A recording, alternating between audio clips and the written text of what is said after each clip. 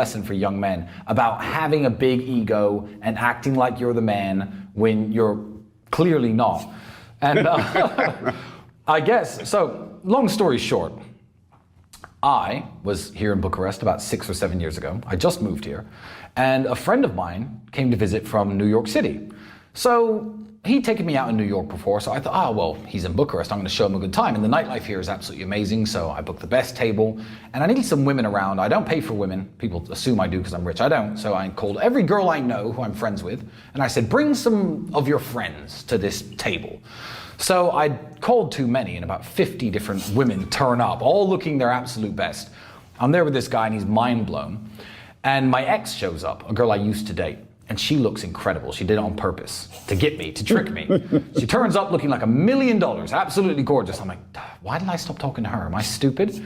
So by coincidence, my friend, we'll call him James for this part. I'm not gonna name him. My friend James starts talking to this girl's friend. And I'm like, ah, good, boom, done deal. He likes her friend, I'm gonna get back with her. Everything's gonna work out perfectly fine. So because I had people visiting my house, I decided to go to a hotel, to get a hotel room for me and my girlfriend, my ex-girlfriend, and a hotel room for them too, and we'd stay there tonight and get back to my house in the morning. So here's where, you know the Bible said, pride cometh before the fall.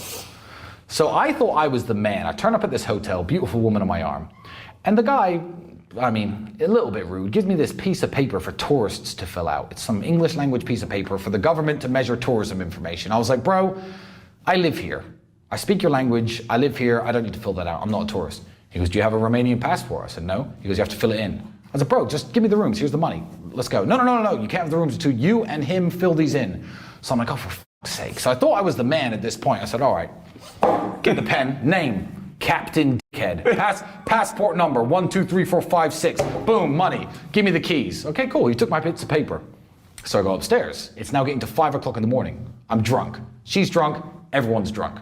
So we start kissing, making out, and she's like, oh, do you have protection? I'm like, well, I don't. It's at my house. Obviously, we're in a random hotel. So she says, okay. And I said, yeah, fine. We won't sleep together tonight, no problem at all. So we sit there talking for another 2 hours. It gets to about 6:30 in the morning. We drank everything in the minibar, from the Romanian palinka to the whiskey to the vodka. So she starts climbing on top of me, kissing me again, taking my shirt off, this kind of stuff. And we get down to like, I'm in my underwear, and she's like, do you have protection? I'm like, but you know I don't. So, and then I had this bright idea. I said, James will have some.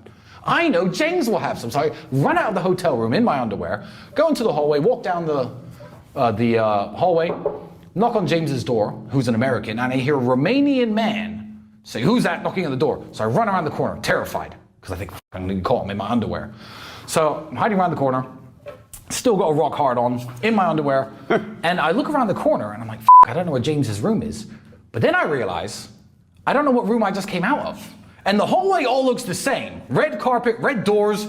So I'm creeping down this hallway going, psst, James, psst, the girl's name, I'm not going to say it on the podcast. And no one comes out to save me. So it's 7 o'clock in the morning, sun's coming up, rock hard on in my pants, in my underwear. I get in the elevator, I'm going down the stairs. And obviously the door opens to a group of 40 Chinese tourists with cameras around their necks. I'm standing there swaying, giving them the old, don't take pictures of me face. So I turned the corner and I was like, bro, what room number am I in? I kid you not, this man shuffles his papers, looks me dead in the eye and goes, so you must be Captain Dead. I've never felt more ashamed in my life. He didn't even let me off. I'm like, yes, passport number 1, 2, 3, 4, 5. Yeah, bro, that's me. Room 406. I never forgot the number to this day. Most embarrassing thing that ever happened to me. So young man, listen, put your egos aside and just fill out the bits of paper when the hotel guy asks you to, because that was a horrible story. I think if you wrote that scene into a movie, they'd think it was fake. But yeah, true story.